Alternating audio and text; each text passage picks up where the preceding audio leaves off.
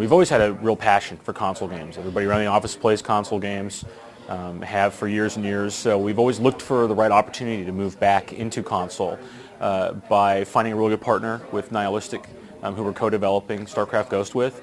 We really felt that did give us the opportunity to move back into the console market, and we really wanted to, after a lot of discussions, move into the action kind of strategy areas.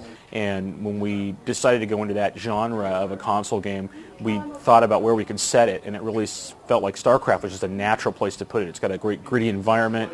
It actually has one of the units from the Terran side, the Ghost, which is the game's named, of course, really presented an excellent opportunity for us as designers to put a lot of the different gameplay elements we wanted to in a specific character, because the Ghost unit is just excellent at stealth and subterfuge, and then also has the ability at the other end of the scale to really alter huge planetary scale battles, like bringing in Yamato strikes and siege tanks and battle cruisers and nukes, and so a real wide range of abilities that unit had that seemed like it would translate really well into a console action game. For us, there was really no reservations ever about using StarCraft to put this game within, and we really hope that that's something that's exciting for gamers who have heard of StarCraft or have played StarCraft and know about the universe, that they can really get into it and play it from kind of a new perspective.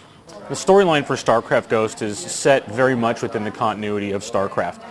For people that have never played a StarCraft game, they'll be introduced to all the elements of what makes StarCraft what it is as a universe and as a storyline.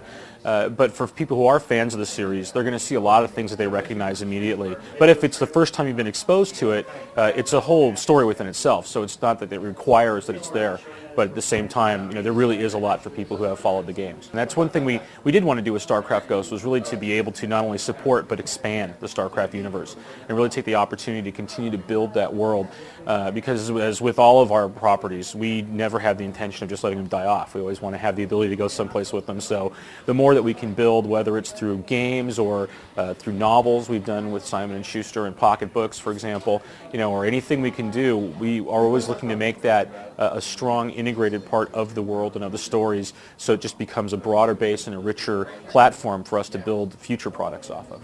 I think as with any license, we're very concerned with StarCraft and making sure that it's represented correctly. So we work very closely with Nihilistic on everything from level design to character design to weapons to designing new things that haven't been in the universe. We have an art director at Blizzard who works with them to make sure the look and feel fits within the StarCraft universe.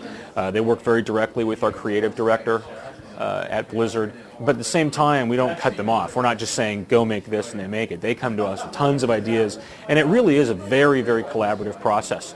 So we've kind of had this idea for a while, and when we started seriously looking at maybe being able to get back into console, we had an idea for this type of game, and for us it was just trying to find the right people to do it with, because we just didn't have the resources to do it entirely in-house. So we actually had the StarCraft Ghost idea kind of percolating around amongst people for quite a while, for a couple of years before we actually were able to start doing it. But that was great, because it also gave us a lot of time just creatively to lay out how it would fit into the world, what we wanted to do. We would modify that design basics as we went along. So when we did finally hook up with Nihilistic, from our standpoint, we're like, okay, here's this game we want to make, and we were very fortunate to look at that and said, wow, cool, we want to make this game too. So it worked out really well. We do want to have a lot of puzzle elements in Ghost. It won't be a puzzle game. It's certainly not going to be missed with guns or anything. It definitely still is an action game, but we do want to have areas where players are presented with problems, players are presented with challenges, and we have multiple ways for them to get past them. Right now we're really trying a lot of different ideas in Ghost.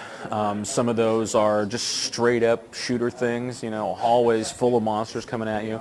Some of them are more puzzle platform type elements, like the air vent. I think that we want to have the opportunity to put as many or as few of those in as feel good. One of the things that I think Blizzard is famous or infamous for, maybe, is constantly changing the design as we go through. We do a lot of iteration. And 6 months from now, any or all of that stuff could be there or could be gone.